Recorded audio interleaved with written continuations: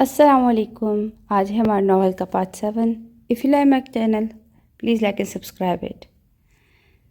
میں کمرے میں آیا تو وہ نماز پڑھ رہی تھی. ان 2-3 دنوں میں اسے اتنا جان گیا تھا کہ نماز کے معاملے میں وہ سخت ہے. نماز پابندی سے اپنے وقت پر ادا کرتی. اسے دیکھ کر جہاں خود پر رشک آیا وہیں آخرت کا خوف جسے میں بھٹک کر چینج کر کے خاموشی سے بیڈ پر آ کر لیٹ گیا. اگلے دن ولیمے میں ڈیڈ کے گھٹیا دوستوں کو دیکھ کر مجھے ڈیڈ پر سخت غصہ آیا. جانتے بوجھتے انہوں نے ایسے لوگوں کو انوائٹ کیا. میں کافی دیر حجاب کے ساتھ بیٹھا رہا. ان سب کی نظریں مجھے اپنی بیوی پر اٹھتی محسوس ہوئی. گھونگھٹ کے باوجود ہوس پرست لوگ ڈھیٹ بنتے رہے. میں نے آخری لمحے تک اس کا ہاتھ تھام کر نظروں سے اس کو بچانے کی کوشش کی، لیکن کمرے میں آ کر اس حسن کی شہزادی سے نظریں نہیں ہٹا سکا اور ایک بار پھر خود ہی کے عالم میں ان آنکھوں میں ڈوب گیا. اگلے دن میرے اٹھنے سے پہلے ہی وہ یوں نہیں بھاگ گئی. لڑکیاں شرماتی ہیں لیکن حجاب مجھے شرم دلا کر یوں نہیں بھاگ جاتی. اصل میں وہ مجھ سے بھاگتی ہے. نہ جانے کب محبت لٹاتے شوہر کے آگے بے بس ہو جاؤں. میری خوش فہمی مجھے خوش کر سکتی تھی، حجاب تاثیر نہیں. میں سوچوں کو چٹک کر آفس جانے کی تیاری کر رہا تھا کہ مجھے عاصم کی کال آ گئی. میرا اور اس کا ویزا ایکسپائر ہونے والا ہے جس کے لیے مجھے واپس دبئی جانا پڑے گا. ہائے، سب منظور تھا لیکن حجاب سے دوری جان لیوا تھی. میں نے حجاب کو کال کر کے اپنے جانے کی اطلاع دی. ساتھ ہی آرڈر بھی جاری کیا کہ میرے غیر موجودگی میں گھر نہ آئے، کیونکہ مجھے اپنے باپ پر بھروسہ نہیں. مجھے یقین تھا کہ حجاب میری بات ضرور مانے گی. دبئی آ کر میں اپنے ڈاکومنٹس کے چکر میں اس قدر الجھ گیا کہ حجاب کو کال تک نہیں کر سکا. لیکن اگلے دن ایمبیسی سے آ کر سب سے پہلے میں نے حجاب کو کال کی. میں جو بے چینی سے اس کی آواز سننے کے منتظر تھا، جب 10 کالز کے بعد بھی حجاب نے میرا فون نہ اٹھایا تو میرا ضبط جواب دے گیا. اس سے پہلے کہ غصے میں اپنا نقصان کر کے میں فون توڑ دیتا، مجھے آنٹی کو کال کرنا یاد آیا. میں نے جلدی سے ان کا نمبر ڈائل کیا. پہلی بیل پر انہوں نے فون اٹھایا. پھر جو حجاب بی بی نے مجھے تنگ کیا، میں نے بھی گن کا بدلہ لیا. وہ اپنی ماں کے سامنے نہایت ادب سے مجھ سے مخاطب ہوتی اور میں اس کی بے بسی سے حص اٹھاتا. اب جب بھی فون کرتا 10-15 کالز کے بعد وہ اپنی مرضی سے فون اٹھاتی. ان کی جب مرضی ہوتی ہے وہ تب ہم سے بات کرتے ہیں اور ہمارا پاگل پن تو دیکھیے، ہم پورا دن ان کی مرضی کا انتظار کرتے ہیں. میں جو ہر کسی پر حکم چلاتا ہوں اب اس کی مرضی کا منتظر رہتا ہوں. اس قدر نکما کر دی اس محبت نے کہ اس کے دیے زخم پل بھر میں بھلا دیتا ہوں. نہ جانے کیوں یہاں کر ہر پل وہ مجھے یاد آئی. اس قدر عادت ہو چلی تھی اس کی. میں خود کو بھلا بیٹھا، سوتے جاگتے بس پل پل اس کا خوبصورت چہرہ آنکھوں کے سامنے لہراتا. وہ میری بےتابی بے بسی دیکھ کر ہنستی اور میں اس کی ہنسی دیکھ کر مسکرا دیتا. میں اب ہر 10-15 منٹ بعد اسے فون کرنے لگا. اس سے تنگ آ کر مجھے بلاک کر دیا، لیکن فائدہ میرا ہی ہوا. میں انکل یا آنٹی کے نمبر پر کال کرتا اور وہ گھنٹوں مجھ سے بات کرنے کے لیے مجبور ہو جاتی. جب بھی فون رکھتی بہانہ بنا کر میں اسی وقت دوبارہ کال کرتا. اسے بات کرنا اور اسے سننا پورے دن میں ایک یہی کام ہوتا ہے جسے کر کے میں مطمئن ہو جاتا، پرسکون رہتا، ورنہ بے چینی رگ رگ میں سرائیت کر جاتی. بچھاتے ہم مزاج ہستی کے، عشق نے تیرے دیدار کا فقیر بنا دیا. ہمارا کام تقریباً ختم ہونے والا تھا. میں پیکنگ کرنے میں مصروف تھا. عاصم کی صبح کی فلائٹ تھی میرے دن کی، تو تبھی مجھے آنٹی کی کال محسوس ہوئی. وہ میرے یہاں آنے کے بعد تقریباً ہر دن کال کرتی. ان کی بیٹی جتنی بے حسی وہ اتنی ہی اپنوں پر محبت لٹانے والی خاتون. لیکن اس دفعہ خیر خیریت کے بعد انہوں نے جو خبر مجھے سنائی تھی اسے سن کر مجھے اپنی سماعتوں پر یقین نہیں آیا. میں اپنی کیفیت سے انجان تھا. دل کسی چھوٹے بچے کی طرح اچھل اچھل کر اپنی خوشی ظاہر کر رہا تھا، جسے کوئی من پسند کھلونا ملنے والا ہو. میں ابرز حیات جس کے لیے زندگی ایک بوجھ تھی، حجاب تاثیر کے آنے سے پہلے اس سے اپنی زندگی سے محبت ہونے لگی، اور اس محبت کی نشانی جو حجاب تاثیر کے وجود میں پل رہی تھی. اس خبر نے مجھے آج سرشار کر دیا. زندگی جینے کی ایک اور امید. میں پیکنگ چھوڑ کر دھڑام سے بیڈ پر گرا. خوبصورت پرسکون مسکراہٹ نے میری ہونٹوں کا احاطہ کیا. حجاب میری جان، میری زندگی، آج تم مجھ سے احسان سے بھی مانگو گی نا تو میں پیچھے نہیں ہٹوں گا. یہ خوشی جو آج تم نے مجھے دی ہے، زندگی بھر میں تمہارا مقروض رہوں گا. آج میں اتنا خوش ہوں کہ کوئی چیخ چیخ کر پوچھے مجھ سے کیوں کرتے اس سے محبت، جبکہ اسے تم یاد بھی نہیں.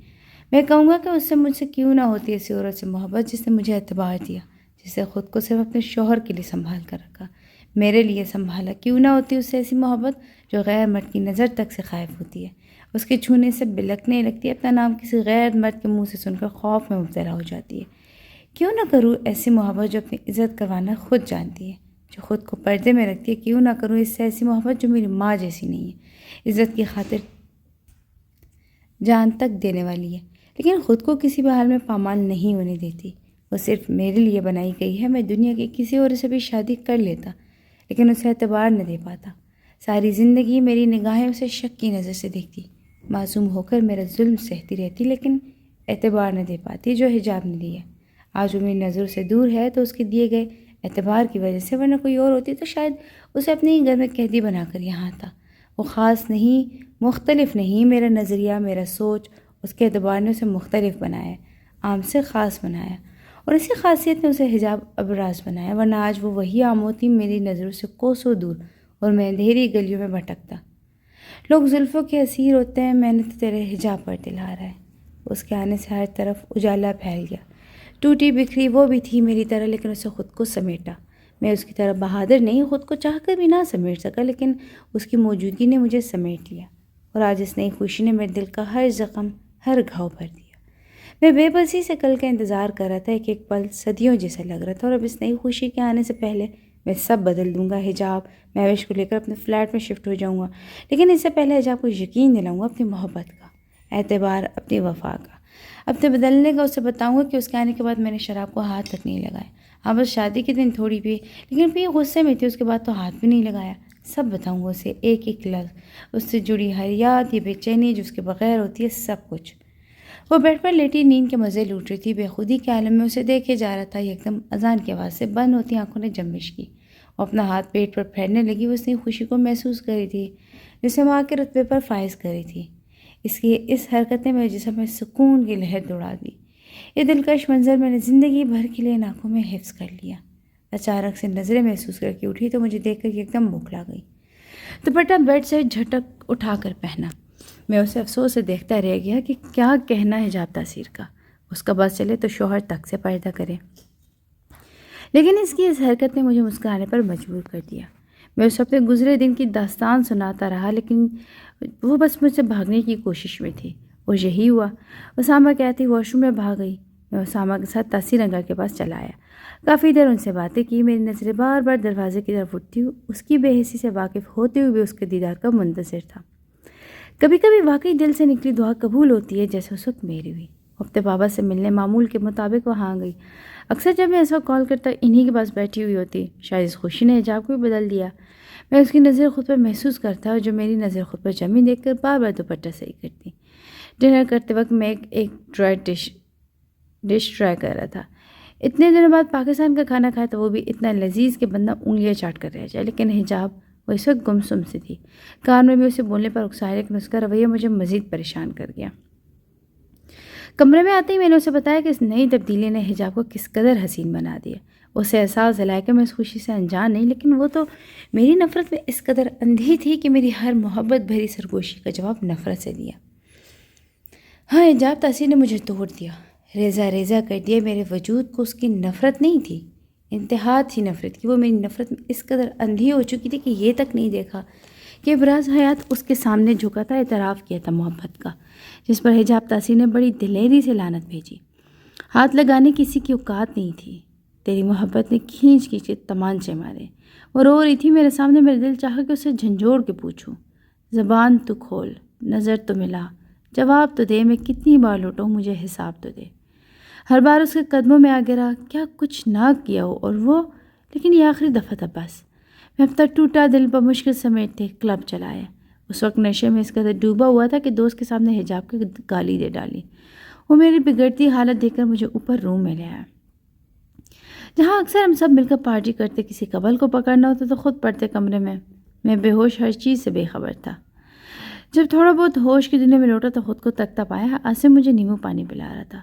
سعد اور ہادی مجھے افسوس سے دیکھ رہے تھے، جبکہ میرے سر پر عباس کھڑا تھا، جس نے میری سنبھلتی حالت دیکھ کر میرے سوالوں کا جواب دیا۔ جو ڈیڈ سے جڑے تھے، میری ڈیڈ کی پوری حرکت مجھے بتائی۔ تیرا باپ اول درجے کا کمینہ ہے۔ میں بمشکل اٹھا، عباس کی بات مجھے ایک آنکھ نہ بھائی، میرا ہاتھ اس کے گال پر نشان چھوڑ گیا۔ تیرے باپ کو آج تک تو کہہ کر پکارا ہے، جو میرے باپ کو کمینہ کہہ رہے، جیسے بھی میرے باپ پہ سالے بھونگ۔ اب عباس کی تھپڑ عام بات تھی، ہم دوستوں میں سب نارمل تھا، لیکن اسے غصہ تو نہ دیکھا تھا، اسے خاموش رہا۔ میں نے بھی اس پر لعنت بھیج کر آصم سے پوچھا، آصم یار بتا کیا ہوا ہے؟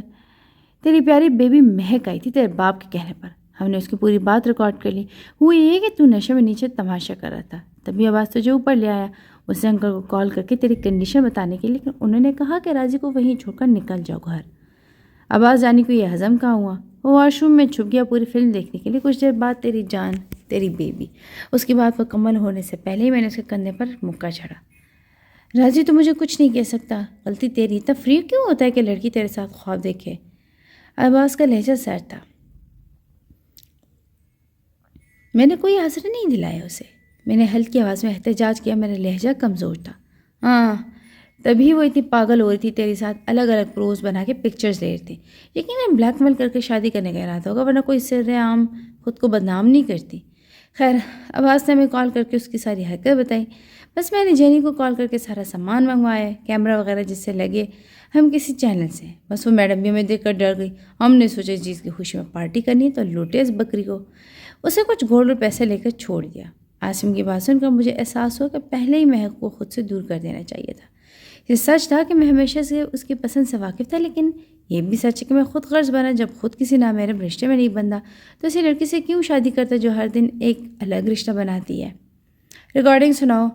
میں نے کہنے پر عباس سے بگڑا منہ بنا کر ریکارڈنگ آن کی. پلیز مجھے جانے دو. ڈیڈی کو پتہ لگا تو مجھے جان سے مار دیں گے. یہ سب میں نے راضی کے ڈیڈ کے کہنے پر کیا. انہوں نے کہا کہ بس یہ بات ہمارے درمیان رہے گی. وہ لڑکی سے چھوڑ دے گی پکس دے کر. تو میں وہ رو رہی تھی. ڈیڈی کے نام سے مجھے مہک کا وہ شریف باپ یاد آیا جو ریسیپشن کے دن حجاب پر گندی نظر گاڑے ہوا تھا. ڈیڈ کو کال کرو، دھمکی دو کہ آپ کا بیٹا ہمارے ہاتھوں لگا ہے. ان سے کہو کہ کمینہ ڈرگس لے کر ہم سے فضول بکواس کر رہے ہیں. ساتھ مہک کی ریکارڈنگ سینڈ کرو اور آپ کے بیٹے کو ہوش ملا کر کورٹ میں پیش کریں گے. یہ بھی کہو جلدی. اور مہک کا پیسہ غریبوں میں بانٹو یا صحرا سے جاؤ، لیکن پارٹی ہوگی تو گرینڈ پارٹی، وہ بھی ڈیڈ کے پیسوں سے. میرے کہنے پر چاروں نے بے اختیار مجھے دیکھا. چاروں کے چہرے پر شیطانی ہنسی تھی. پھر انہوں نے وہی کیا، ڈیڈ سے پیسے وصول. جیسے ہی ڈرائیور نے کلب کے باہر آ کر چیک ساتھ کو دیا، میں کلب سے نکل آیا. ڈیڈ کے ساتھ گھر چلا آیا اور جہاں میں نے ڈیڈ کو بہت کچھ باور کروایا، لیکن مجھے اندازہ نہیں تھا وہ جان جائیں گے میری حرکت ہے. لیکن یہ بھی سچ ہے وہ ڈیڈ ہے میرے مجھ سے زیادہ ان کاموں میں ایکسپرٹ ہوں گے. ڈیڈ کے ساتھ اس فساد کی جڑ کو بھی میں نے اچھا خاصا ڈرایا، لیکن اس بے قرار دل کو قرار نہیں آیا. بیوقوف مزے سے چاقو لے کر سو گئی. میری نیند حرام کر کے اس لڑکی نے وہاں وار کیا جہاں بے بس تھا. رہ رہ کر اس کی باتیں یاد آتی تو میں سوچتا کہ آخر اتنا کیوں بدلا، بار بار کیوں لوٹا اس کے پاس. میں نے اس کا اعتبار کیا، اسے عزت دی، بیوی دی، محبت دی، بیوی ہونے کا مقام دیا، اور وہ صرف شوہر تک تسلیم نہ کر سکی. میں نے پوری ہستی لوٹا دی اس پر، اپنوں تک کو پیچھے چھوڑا ہے، اور وہ زندگی کی راہ میں مجھے اس سنسان راستے پر یہ کہہ کر چھوڑ گئی، لعنت بھیجتی ہوں تمہاری محبت پر. اس کے الفاظوں نے میرے زخمی دل کے ٹکڑے کر دیے. میں بدل گیا. وہی شیطان بن گیا جو اسے اچھا لیکن مجھے خوف میں مبتلا کرتا. پہلے سے زیادہ ڈرنک کرنے لگا. اسے میری غلیظ نظریں نہیں پسند تھی. میں نے اسے دیکھنا چھوڑ دیا. میرا بولنا اسے زہر لگتا تھا. میں نے بولنا چھوڑ دیا. اسے نفرت ہی میرے سرہانے سے میں اس کے وجود سے غافل ہو گیا. یہ سب کیا میں، لیکن صرف اس کی نظروں میں برا بنا، وہ بنا جس سے وہ خوش تھی. مجھے فکر تھی اس کے اندر پلتے میرے وجود کے حصے کیوں نہ چاہتے ہوئے میں اسے بھول نہیں پاتا. ان دنوں گھر میں سب بہت خوش ہیں. مہوے تک حجاب سے بات کرتی، بس ایک میں روٹھا صنم تھا جس سے وہ غافل تھی. اسے آج بھی کوئی فرق نہیں پڑتا میرے نہ ہونے سے. میں صبح سے ایک میٹنگ میں بزی تھا. ڈیڈ نے منتیں کر کے مجھے وہاں بھیجا تھا. پوری رات اس پر کام کیا. اسے پروجیکٹ ملنے کی خوشی کے ساتھ مجھے اللہ نے ایک اور خوشی سے نوازا، رحمت اور نعمت. 9 ماہ بعد مجھے زندگی جینے کی امید ملی جسے حجاب چھین چکی تھی. میں اپنے بچے کو سینے سے لگانے کے لیے بے چین تھا. ہاسپٹل جا کر سب سے پہلے حجاب کی کنڈیشن معلوم کی، پھر دوڑتا ہوا وہاں پہنچا.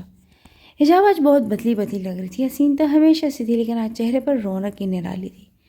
میں کارڈ میں سوئے بچوں کی طرف بڑھا، انہیں پیار کیا، ساتھ حجاب کو احساس دلانا چاہا، لیکن آج بھی وہ خاموش تھی، میرے ویران دل کی طرح. بچوں کے آنے سے ہم میں تھوڑی بہت بات چیت ہونے لگی، لیکن صرف کام کی. وہ بلا وجہ نہ مجھ سے وہ مخاطب ہوتی اور نہ میں اس سے. زندگی بس خاموشی سے کٹ رہی تھی. میں کبھی آفس چلا جاتا، کبھی نہیں. ڈرنک معمول سے کم ہی کرتا. دادو آتی تو دیر تک ان کے پاس بیٹھا رہتا. 2-3 دفعہ حجاب کو لے کر میں دادا کی خواہش پر گاؤں چلا آیا. اسی طرح بس یہ دن کٹ رہے تھے، لیکن میری زندگی میں وہ دن آیا جب صحیح معنوں میں نے اسے یاد کیا، جسے دنیا کی اس بھول بھلیا میں بھلا چکا تھا. میں غافل تھا کہ وہ اپنے ہر بندے کو یاد رکھتا ہے. ایک پتا تک اس کی مرضی کے بغیر نہیں لہراتا. ایک دنیا بھول بھلیا سی، ایک گونگا بہرا اندھا دل. زندگی میں پہلی بار میری روح کانپ رہی تھی. اب تک مسلسل میرے کانوں میں دردناک چیخیں گونجی تھی.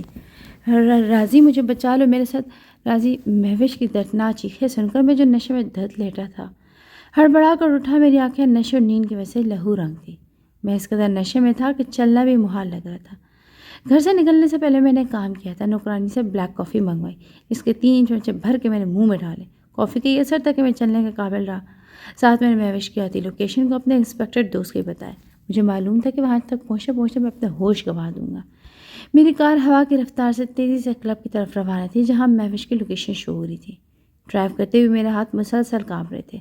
بمشکل میں نے پاس پڑی کافی کا ایک اور چمچ بھر کے منہ میں ڈالا۔ میں آج بھی ہارنا نہیں چاہتا تھا۔ اگر آج میری قسمت مجھے دغا دے گی تو ساری زندگی اپنی بہن سے نظر نہیں ملا سکوں گا۔ اللہ میری بہن، اس کی حفاظت کرنا۔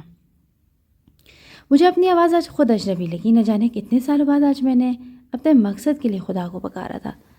انسان بھی کتنا مطلب پرست ہے نا۔ یاد بھی تب آئے گی جب موت کا فرشتہ ان کے بے حد قریب ہوگا۔ تیزی سے چلتی کار کلب کے باہر آ رکی۔ لڑکھڑاتے قدموں سے میں کار سے نکل کر کلب کی طرف دوڑا۔ اندر آتے ایک طاہرانہ نظر میں نے پورے کلب میں دوڑائی۔ کہیں نہیں تھی، میرا دل آج معمول سے زیادہ دھڑک رہا تھا۔ آج بے بسی کی انتہا تھی۔ میں کسی بچے کی طرح بلک کر رونا چاہتی تھی۔ ہوش و حواس اس وقت ساتھ نہیں دے رہے تھے۔ میری بہن، اس کی جان، کیا کر رہا ہوگا وہ وحشی؟ یہ سوچ کر میری روح لرزنے لگی۔ تبھی اوپر کی جانب آنکھیں بند کیے بس میں نے ایک لفظ آتا، کیا وہی ہے جو مجھے اس قیامت خیز منظر سے بچا سکتا؟ اللہ! آنکھیں بند کیے میں نے اپنے رب کو پکارا۔ پھر ایک دم آنکھیں کھولتے ہی مجھے وہ منظر دکھا جسے سوچ کر میرا دل بلک بلک کر ہوتا۔ میں گلاس وال کو دونوں ہاتھوں سے زور زور سے پیٹ کی مدد کی بھیک مانگ رہی تھی، لیکن یہاں سب لاؤڈ میوزک میں مدہوش شراب کے نشے میں دھکتی سی آتی مسلسل چیخوں سے انجان اپنے مشغلے مشغول تھے۔ مہوش! میں تیر کی تیزی سے سامنے بنی سیڑھیوں کی طرف بھاگا۔ سامنے 3 رومز تھے۔ تیزی سے درمیانی دروازے کی طرف گیا، لیکن لاک ہونے کی وجہ سے ہینڈل گھماتا ہاتھ وہیں رک گیا۔ میں تو ان گلیوں کا کھلاڑی ہوں، پھر آج کیوں قسمت مجھ سے روٹھی ہے؟ کیوں میرے ساتھ کوئی نہیں؟ دماغ کیوں آج مجھے دغا دے گیا ہے؟ چھوڑو راضی! اندر سے آتی چیخ نے میری تیز چلتی دھڑکنوں کو مدد کیا۔ میرا وجود پسینے میں شرابور تھا، مجھے سانس لینا دشوار لگا۔ تبھی میری جیب میں رکھا فون رنگ ہوا۔ بدحواسی میں جیب میں ہاتھ ڈالا، تبھی مجھے اپنی قسمت پر رشک آیا۔ فوراً سے میری چابی نکالی، جسے اکثر میں اور میرے دوست ہر کی انلاک کرنے کے لیے یوز کرتے، جو میں نے خود بنوائی تھی۔ دروازے کو لات مرتا اندر آیا۔ مہوش کے اوپر جھکا شخص مسلسل اسے قابو کر رہا تھا۔ مہوش نیند کی حالت میں سے خود سے دور دھکیلی تھی۔ کمینے! حرام زادے! میں کسی بھوکے شیر کی طرح دھاڑا اس پر جھپٹا۔ اسے شرٹ سے پکڑ کر مہوش سے دور کیا۔ سیدھے ہاتھ کا مکہ بنا کر پوری قوت سے اس کے منہ پر مارا۔ وہ در سے کرا اٹھا۔ میں نے اس کا گریبان سختی سے پکڑ کر جھٹکا دیا، جس کی وجہ سے شرٹ کے بٹن ٹوٹ کر زمین پر بکھر گئے۔ ہاتھ کیسے لگائے میری بہن کو؟ بول کتے! جانتا ہے میں کون ہوں؟ کھڑا کھڑا تیری نسلوں کو تباہ کر دوں گا۔ بھیک مانگتا پھرے گا۔ کتے بھی تجھے منہ نہیں لگائیں گے۔ کمینے، تم نے چھوا کیسے سے؟ اپنا بوٹ اس کے منہ پر رکھ کر آج میں اس کے لیے موت کا فرشتہ بن کر آیا تھا۔ وہ آدمی ہاں پڑا تھا، اس کی سانسیں اٹکی ہوئی تھیں۔ ہاتھ نہیں لگاؤں گا۔ میرے سائڈ پر واز پڑا دیکھا تو اس کی طرف بڑھا۔ آج میرے سر پر خون سوار تھا۔ وہ آدمی مجھے خود سے دور جاتا دے کر بمشکل اٹھا، لنگڑا کر چل رہا تھا، جبکہ میں نے واز اٹھا کر پوری قوت سے اس کے سر پر وار کرنا چاہا، پر واز سامنے بنی گلاس وال کو لگا، جیسے کلب میں چیخیں گونجی۔ سب اوپر کی طرف دوڑے۔ میں مٹھیاں بھیجتا اپنا وار خالی جاتے دیکھا اسے مارنے دوڑا۔ وہ آدمی لنگڑا کر کھلے دروازے کی طرف جا رہا۔ میں نے پیچھے سے اس کی پیٹھ پر لات ماری۔ میں اسے بری طرح پیٹنے لگا، جوتوں سے کبھی اس کے چہرے سینے تو کبھی پیٹھ کو زخمی کیا۔ باہر کھڑی عوام ہمیں روکنے کی بجائے موبائل لیے ویڈیوز بنا رہی تھی۔ تبھی مینیجر دوڑتا ہوا اندر آیا۔ سر پلیز چھوڑ دیں، اسے ہم دیکھ لیں گے، پلیز ہمارا کلب۔ بکواس بند کرو، تیرا کلب منٹوں میں بند کروا سکتا ہوں اور منٹوں میں کھڑا کر سکتا ہوں، لیکن کیا میری بہن کی جاتی عزت واپس لا سکتا تھا؟ بول کمینے! اسی لیے بلاتا ہے سب کو، یہ کرنے کے لیے روم دیتا ہے۔ اگر تیری بہن… میری روبدار آواز پورے روم میں گونج رہی تھی۔ سرخ کے لیے میں اس کی جان لینے کے در پہ تھا۔ مینیجر کا کالر میری پکڑ میں تھا۔ تمیز سے بات۔ مینیجر کو بھی غصہ آ گیا، لیکن اگلے ہی لمحے میری سرد آواز گونجی، تو لائق نہیں ہے اس کے، آؤٹ! میں نے مینیجر کا کالر چھوڑ کر اسے دور دھکیلا۔ ہٹو یہاں سے، کیا ہو رہا ہے؟ پولیس بھیڑ میں راستہ بناتی اندر آئی۔ انسپیکٹر نے سب سے پہلے نیچے گرے آدمی کو اٹھانے کا کہا۔ کانسٹیبل اسے اٹھا لے کے، جبکہ میرا دوست عباس، جس نے فہیم احمد کے معاملے میں بھی بہت ہیلپ کی تھی، اندر کی طرف بڑھا۔ امراض، تم فکر نہ کرو، اسے ایسی سزا دیں گے کبھی کسی لڑکی کو ہاتھ لگانے قابل نہیں رہے گا۔ لڑکی سے میرا چہرہ تاریک ہو گیا۔ میں بیڈ کی طرف دوڑا۔ پھٹے کپڑوں میں ہوش و حواس سے بیگانہ سوتی ہوئی کوئی معصوم سی گڑیا لگ رہی تھی، لیکن اس کے بازو گلے پر زخموں کے نشان واضح ہو رہے تھے۔ اسے بے مول کرنے کی کوشش کی گئی تھی۔ امراض، اسے ہاسپٹل لے جاؤ پلیز، دیر نہ کرو، میرے لیے کوئی کام ہو تو ضرور بتانا، میری کانسٹیبل ساتھ جائے گا، تب تک میں ذلیل انسان… عباس ایک نظر مہوش کو دیکھ کر منہ پھیرا۔ یہ اس کے لیے عام بات تھی، ہزاروں ایسے کیسز آتے، پر یہاں وہ لڑکی تھی جو سب تباہی مانتی تھی۔ میری نظر سے اس کا یہ عمل پوشیدہ نہیں تھا. نہیں، بس ایک کام کرنا، ان سب کے فون سے ویڈیو ڈیلیٹ کروانا اور سب کو ہٹاؤ تاکہ میں اسے ہاسپٹل لے جاؤں. میری نظریں جھکی ہوئی تھی، کوئی اور نہیں تو ہبا سے میری بہن کی حالت دیکھ لی. یہ سوچ میرا دماغ پھاڑ رہی تھی. میں نے بیڈ شیٹ سے چادر نکال کر مہوش کو ڈھانپا اور اسے بازو میں لے کر باہر نکلا. کانسٹیبل نے سب کو دور ہٹا کر میرے لیے راستہ بنوایا. جاتے وقت میری نظر انجیکشن پر پڑی. میں بچہ نہیں تھا کہ جان نہ پاتا. آدھے گھنٹے سے مسلسل کوریڈور کے چکر لگاتا رہا. میری بہن اندر ہاسپٹل کے کمرے میں تھی. ڈاکٹر مجھے 15 منٹ کا کہہ گئے تھے. یہاں ٹہلتے آدھے گھنٹے سے زیادہ کا وقت گزر چکا تھا. ابراز، تمہاری بہن بالکل ٹھیک ہے، اس کے ساتھ زیادتی نہیں ہوئی، لیکن اسے ہائی ڈوز دے کر بے ہوش کیا گیا ہے. تم بتاؤ، تم اب ٹھیک ہو؟ نینا جسے ہاسپٹل کے چکر لگاتے ہوئے جان پہچان ہو چکی تھی، اس نے جیسے مجھے زندگی کی نوید سنائی. میں ٹھیک ہوں نینا. مجھے مہوش کا بتاؤ، اسے کب تک ہوش آئے گا؟ پسینے سے شرابور محسک ایک بے جان سا وجود لگ رہا تھا، نہ جسم میں جان تھی نہ کوئی اپنا ہوش میں. میں جو ہر چیز کو کھیل سمجھتا تھا خود قسمت کے ہاتھوں ایک کھیل بن کر رہ گیا. شی از فائن. تم جا کر مل لو اسے. میں لرزتے وجود کے ساتھ اس کے پاس جا کر بیٹھا. وہ مجھے دیکھ کر چہرہ دوسرے جانب موڑ گئی. وہ ہماری یونی میں پڑھتا ہے، میرے سینئر ہے. ایک ایونٹ میں ہماری جان پہچان ہوئی. پھر دوستی حجاب کو کبھی اچھا نہیں لگا. مجھے بھی ہمیشہ کہتی تھی کہ اس کی نظر ہر آتی جاتی لڑکی کے وجود پر ہوتی ہیں. میں نے ہمیشہ اس کی بات آنی سن کی. آج وہ مجھے اپنے ساتھ کلب لے گیا. میرے ریسپیکٹ ویٹر نے ڈرنک گرا دی. اسے ہی صاف کرنے اس روم کے واش روم میں گئی تھی، لیکن آزر نے دروازہ لاک کر دیا. مجھے حجاب کی ایک بات یاد آ رہی تھی. اس کا کہا ہر لفظ سچ تھا. کتنی بار وہ مجھے آزر کے سامنے ڈانٹ کر اپنے ساتھ لے گئی، لیکن میں نے یقین نہیں کیا. مجھے روم لاک کر کے میرے پاس اس کے ہلتے ہونٹوں کو دیکھ کر میں اس کے الفاظ سمجھنے کی کوشش کر رہا تھا. میرا ذہن مفلوج ہو چکا تھا. ابھی تک دل تیزی سے دھڑک رہا تھا جبکہ وہ کہہ کر خاموش ہو گئی. تب اس کی ویران آنکھیں دیکھ کر مجھے عاصم کی باتیں یاد آئیں. اس کے بہتے آنسو مجھے میری غلطی کا احساس دلا رہے تھے. میں نے فون کلچ سے نکال کر فوراً تمہیں کال کی. اس کے آنسو ندی کی طرح بہہ رہے تھے، کہ چہرے پر رونے کے تاثرات نہیں تھے. ویران چہرے سے بس ندی بہہ رہی تھی. تم نے اسے بے نقاب کیا تھا، آج میں بے لباس ہو گئی. مہوش کے منہ سے نکلے الفاظ کسی ناک کی طرح مجھے ٹس رہے تھے. وہ چیختی ہوئی رو رہی تھی. برباد نہ ہو کر بھی مجھے لگا کہ میں برباد ہو گیا. تم سے دوغلا منافق کون ہوگا جس کا پور پور شراب میں ڈوبا ہو؟ تم جیسا شخص آب حیات سے بھی نہا لے تو گندگی کی بو نہیں جائے گی. کمرے کی ایک ایک چیز میرے کانوں میں چیخ چیخ کے حجاب کے الفاظ دہرا رہی تھی. میرے دماغ پھٹنے کے قریب تھا. تم منافق ہی نہیں، کافر بھی ہو. Shut up you bloody. میرے کانوں پر ہاتھ رکھ لے سے پہلے کہ میں سے کوئی گالی دیتا. مہوش میری حالت دیکھ کر مزید گھبرا کر رونے لگی. میں نے ایک نظر روتی مہوش کو دیکھا، پھر بے بسی سا ہاتھ بالوں میں پھیرا. کاش میں بھی اس طرح بلک بلک کے دل کا ہاتھ بیان کر پاتا. میں رونا چاہتا ہوں، پھوٹ پھوٹ کر رونا، لیکن مرد کہاں روتے ہیں؟ وہ تو صرف ظلم کرتے ہیں. میں پاگل ہو جاؤں گی کیا؟ سب کو پتہ ہے. کچھ دیر بعد مہوش کی بھیگی آواز میرے کانوں میں گونجی. میں جو نظریں جھکائے بیٹھا تھا ایک دم نگاہیں اوپر اٹھائی. مہوش نے امید بھری نظروں سے مجھے دیکھا. میں اس کا اشارہ سمجھ گیا. وہ ان فوٹوز کا کہہ رہی تھی جو وہاں کھڑے لوگوں نے لی تھی. کسی کو کچھ نہیں پتا، تم آرام کرو. میں کہہ کر اٹھ کھڑا ہوا. مزید یہاں رکنا مجھے ذہنی مریض بنا دے گا. راضی، مہوش میں آج کل کمزور دل کا مرد ثابت ہوں. مزید تمہارے الفاظ میرے دل بند کر دیں گے. میری آواز بھرائی گئی. میں نے سنا تھا کہ انسان کو اس کا کیا اسی دنیا میں بھگتنا ہے، لیکن اتنی جلدی یہ نہیں سنا تھا کہ سب کا عمل دیکھ کر میں اس کے پاس کیوں نہیں گیا. وہ بار بار مجھے بلاتا رہا، میں نہیں گیا. ڈرتا رہا، مکافات عمل کا انتظار کرتا رہا. نہیں، بلکہ میں لائق ہی نہیں تھا کہ اس کے گھر حاضری لگاؤں. میں اٹھ کھڑا ہوا. ڈاکٹر نینا کو مہوش کا خیال رکھنے کا کہہ کر میں ہاسپٹل سے باہر نکل آیا. سرد موسم کی ٹھنڈی ہوا کے جھونکے میرے وجود سے ٹکرایا. میری نظریں بے خیالی میں اس معصوم بچے کو دیکھ رہی تھی. وہ بچہ کھڑا ایک آدمی کے سامنے رو رہا تھا. دیکھتے ہی دیکھتے وہ بچہ ناراض ہو کر آگے چلنے لگا. وہ آدمی مسکراتا اس کے پیچھے چلنے لگا. میں بھی اس شخص کے تعاقب میں پیچھے چلنے لگا. مجھے لگا شاید وہ شخص اس بچے کے لیے انجان ہے. چلتے چلتے بچہ ایک مسجد کے پاس آ رکا. پیچھے مڑ کر اس آدمی سے کہا، ابو میں آپ کی شکایت اللہ سے کروں گا. آپ آئس کریم نے نہیں دلائی نا؟ وہ منہ بسور کر بولا تو اس کا باپ مسکراتا اس کا ہاتھ تھامے مسجد کے اندر لے گیا. میرے دل میں ایک عجیب سے خواہش جاگی. کاش وہ بچہ میں ہوتا، اور کاش میرے ڈیڈ مجھے وہاں لے جاتے. کہ میں نہیں جانتا تھا کہ وہ اس قدر مہربان ہے کہ میرے دل سے نکلی دعا سنے گا. وہ دن تھا جب باپ جیسے شفقت برات ہمیشہ کے میرے سر پر ٹھہرا. وہ آزماتا ہے لیکن آزما کر نوازتا بھی ہے. وہ باپ بیٹا اندر جا رہے تھے، میں وہیں کھڑا رہا. ڈر اس قدر تھا کہ اندر جانے کے قدم ہی نہیں بڑھا سکا.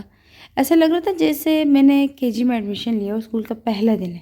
میری ماں مجھے کلاس سے بیٹھا کر اکیلا چھوڑ کر چلی گئی. میں ان کے پیچھے رو رو کر بلکتا رہا، سسکتا رہا، لیکن میری سسکیاں سن کر بھی نہیں لوٹی. کم بخت شرابی، خود تو حرام بھی کرا، یہاں رہ کر دوسروں کو بھی ناپاک کرا ہے. پرے ہٹ. خوشبو سے مہکتے شلوار قمیض میں ملبوس لمبی داڑھی مونچھ والا شخص مجھے دیکھ کر حقارت سے بولا۔ کانوں کو ہاتھ لگا کر توبہ کی میں جو پہلے ہی ڈر سہما کھڑا تھا، اس شخص کے الفاظ سن کر خود کو ایک اندھیری کھائی میں گرا ہوا محسوس کیا۔ میرا دل کسی ننھے بچے کی طرح خوف میں مبتلا تھا۔ ایک سے بڑھ کر ایک پاک صاف آدمی اذان کی آواز سن کر بھاگتا ہوا آ رہا تھا۔ مجھے اپنا وجود بے مول لگا۔ نہ میں ان کے جیسا تھا، ان کے ساتھ بیٹھنے کے لائق تھا۔ مجھے بے اختیار حجاب کے وہ الفاظ یاد آئے۔ ایک بات بتاؤ، اللہ تمہیں جانتا ہے، کبھی حاضری تک لگوائی ہے اس کی بارگاہ میں؟ نہیں نا؟ افسوس، خدا تم جیسے لوگ اپنے پاس بلاتا بھی نہیں۔ دنیا کی گناہ کی دنیا میں رہنے والے لوگ نیکی کے مہک سے بھی انجان رہتے ہیں۔ وہ صحیح کہتی تھی۔ میرے قدم خود بخود پیچھے بڑھنے لگے۔ تبھی کسی مہربان شخص کی آواز میرے سماعتوں میں گونجی۔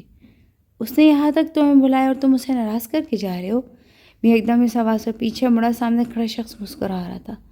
میں نے سوالیہ نظر سے اسے آنکھیں سکوڑ کر انہیں دیکھا۔ پریشان نہ ہو بچے، ان لوگوں کو ان کا حال پر چھوڑ دو۔ تم یہ بتاؤ، نہا کر کیوں نہیں آئے؟ اس طرح نماز نہیں ہوگی۔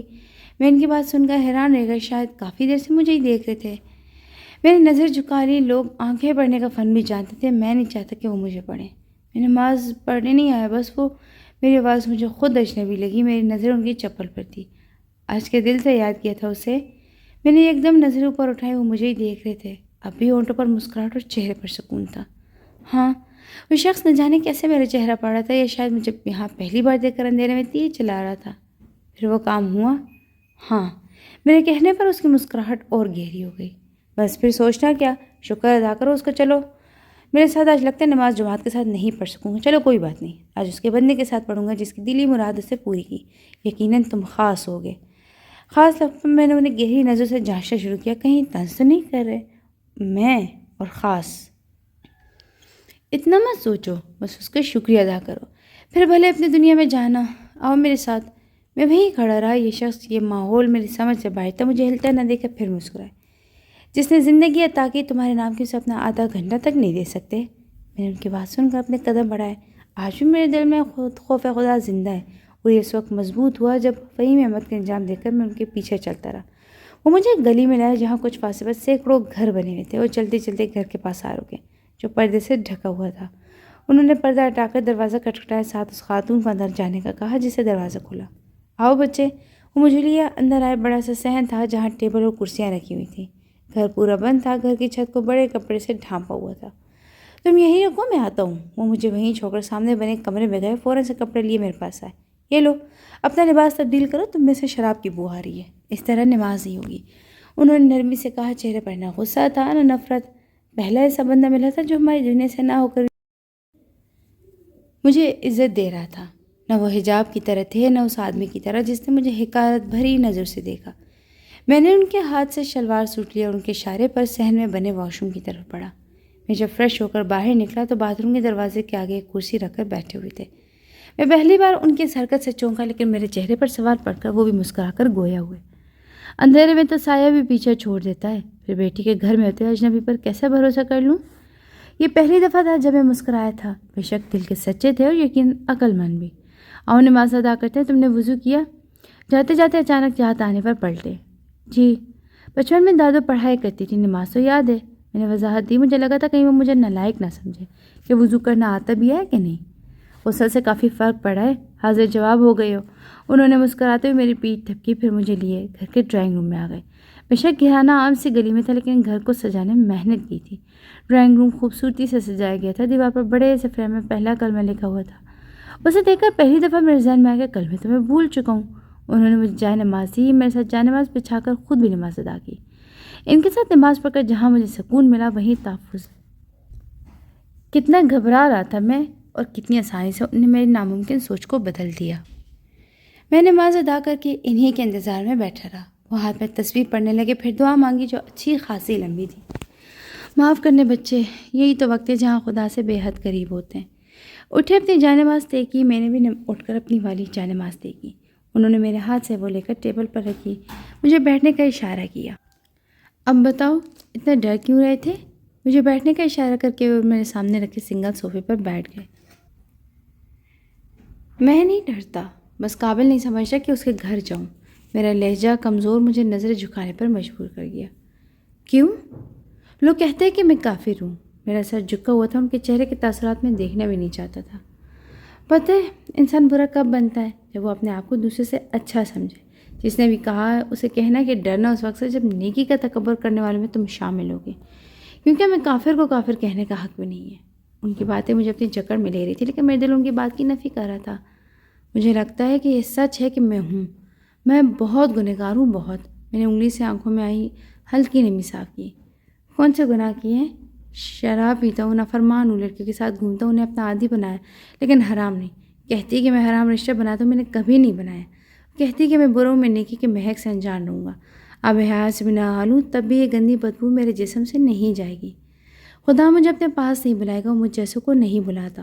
میں منافق ہوں، مجھے بھلا چکا ہے۔ میری آواز بھرا گئی، دل چیخ چیخ کے رو رہا تھا، بے اختیار ایک ہچکی نکلی۔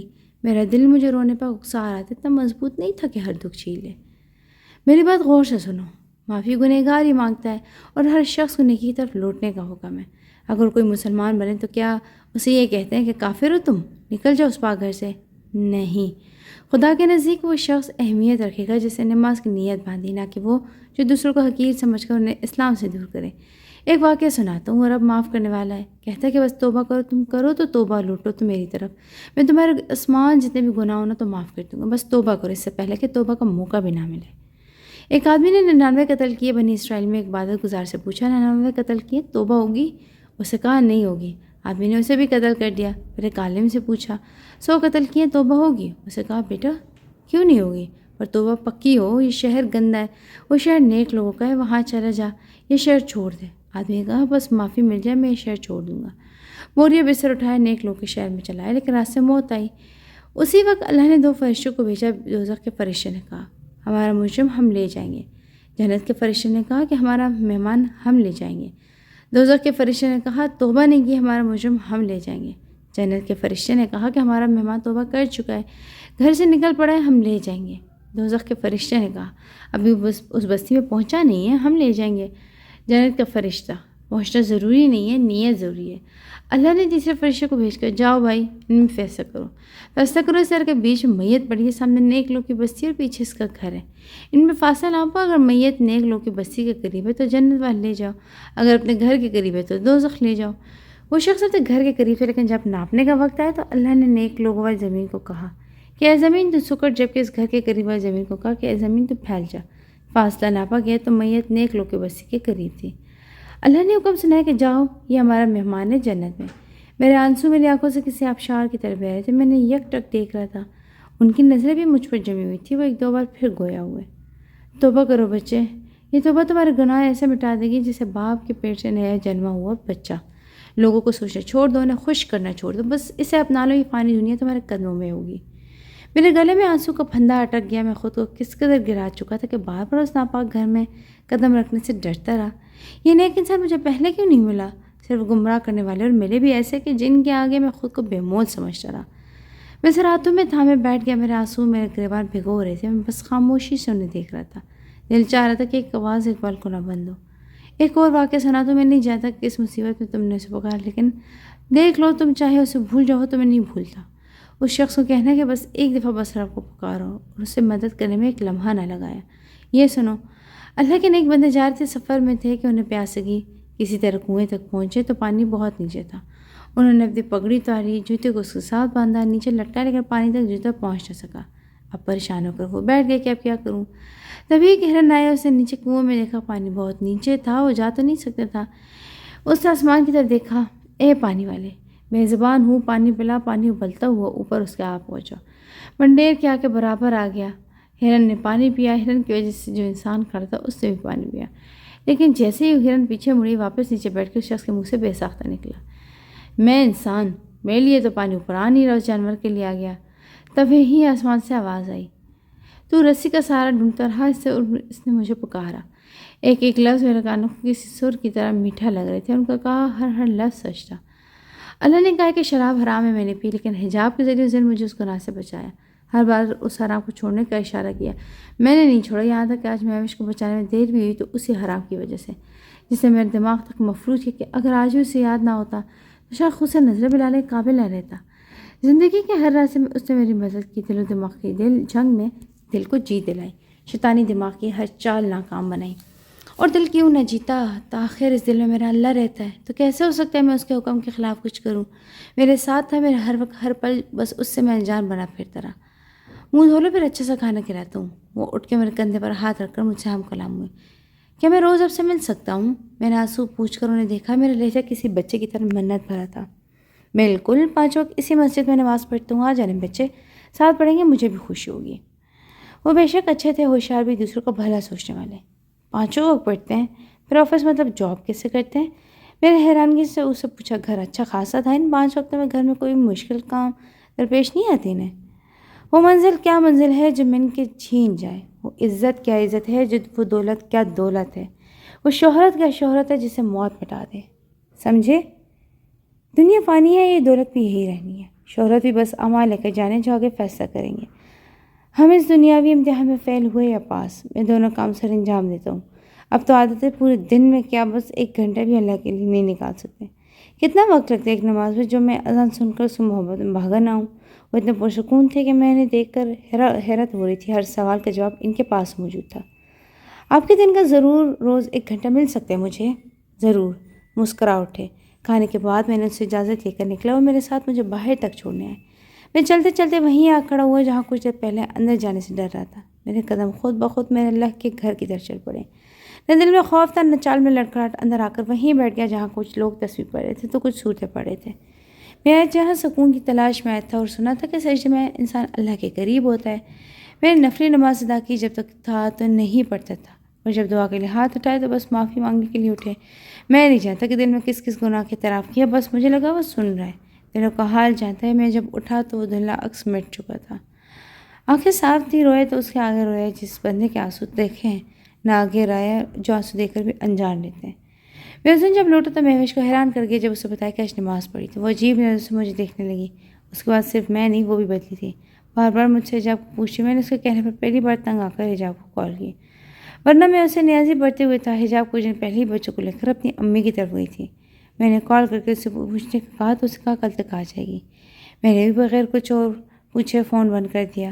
اب میں وہ نہیں تھا جو حجاب کے آگے پیچھے گھومتا تھا۔ جب اس رات مسجد سے نکلا تھا تب سکون ہی سکون تھا میرے روم میں۔ مجھے لگ رہا تھا آج میں ہر گناہ سے پاک ہو گیا۔ وہ دن تھا جب میں نے اسے پکارا تھا، وہ آج کے دن ہے۔ وہ میری کامیابی کا راز ہے، میری دولت، میری شہرت کا وہی راز ہے۔ اور ذرا برابر دانے بھی اس سے مانگا تو بس اس کے آگے رویا۔ میں نے انسانوں سے امید لگانا چھوڑ دی، سب کو بلا دیا، بس اس کے قریب ہوتا گیا۔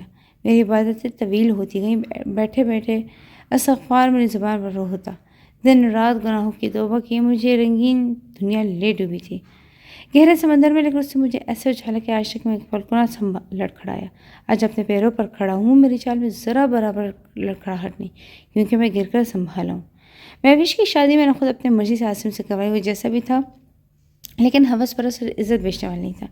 وہ شخص وہ تھا جو ماں بہن بیوی کو محبت سے پہلے عزت دیکھتا تھا۔ یہ وقت نے بتایا کہ میرا فیصلہ صحیح تھا۔ میں نے حجاب پر طنز کرنا چھوڑ دیے۔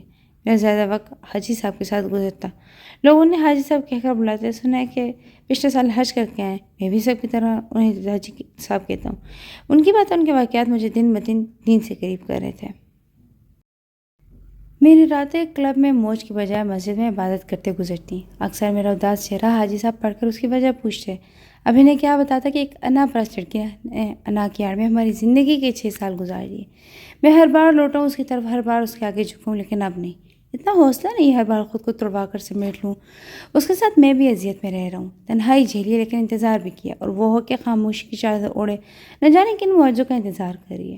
خاموشی کتنی زبانیں ہیں نا، دکھ، ضد، غصہ، انا اور شکر۔ اس کی خاموش نگاہیں اکثر مجھے کچھ کہتے کہتے پلٹ جاتی۔ آج بھی ویسے ہی ہے، میں کو پوچھنے والی۔ میں بھی اس کے سامنے اس کو نظر انداز کرتا، بس اپنے بچوں کا ہو کر رہ گیا، ان کے بے حد قریب، اور وہ دن میرے لیے حسین ترین تھے جب احتشام نے ڈیڈ کہا۔ میں نے انہیں خود کا اس قدر عادی بنا دیا کہ اپنے نانی کے گھر جانے سے پہلے اطلاع کرنے نہیں بھولتے کہ ہمیں لینے آنا۔ اکثر رات کو ان کے پسندیدہ کارٹونز پروگرام ان کے ساتھ بیٹھ کر دیکھتا۔ میرے اندر کمرے میں جانے کی ہمت نہیں تھی، وہاں جا کر وہی خاموشی ہم دونوں کے بیچ حائل ہوتی۔ بس اسی خاموشی سے بچنے کے لیے میں زیادہ تر نیچے ہی رہتا۔ ایک دفعہ کوئی انڈین ڈرامہ چل رہا تھا جہاں کچھ لڑکے ایک لڑکی کو اغوا کر کے اسے زیادتی کا نشانہ بنا کر کسی کچردان میں لاوارث چھوڑ کر بھاگ گئے۔ ہم چاروں وہیں لاؤنج میں تھے، حجاب کپڑے پریس کر رہی تھی۔ احتشام اپنا بیگ پیک کر رہا تھا، ساتھ ٹی وی پر چلتا شو توجہ سے دیکھ رہا تھا، جبکہ پڑھنے یک ٹک سامنے کا منظر دیکھ رہی تھی۔ بچی ہو کر بھی وہ یہ سمجھ گئی تھی کہ کچھ غلط ہوا ہے. Dad what happen to that girl? اس کی معصوم نمی میں ڈوبی آواز نے مجھے جھنجھوڑا. خاموش رہا، میرے پاس الفاظ نہیں تھے. وہ مجھے خاموش دیکھ کر رون لگی. حجاب احتشام اب تک کام چھوڑ کر پرنیا کے پاس آ گئے. میری جان کیا ہوا ہے؟ حجاب اب تک کام چھوڑ کر تیز سے اس کے پاس آئی. کیا ہوا پرنیا؟ احتشام حیران پریشان کبھی مجھے دیکھتا کبھی پرنیا کو. ماما بیڈ انکل. پرنیا نے LED کی طرف اشارہ کیا. حجاب نے LED کو دیکھ کر ناسمجھی سے مجھے دیکھا کیونکہ وہاں بریک چل رہا تھا، جبکہ احتشام خاموشی سے اپنی جگہ پر جا بیٹھا. یہ حجاب کی باتوں کا یہ اثر تھا. اکثر بچوں کے غلیظ نظر سے بچنے ان کی حرکتیں بتا کر آگاہ کرتی کہ اگر ایسا ہوتا تو بڑے کو ضرور بتاؤ. ایک گینگ نے لڑکی کا ریپ کیا. میں نے اپنی خاموشی توڑی.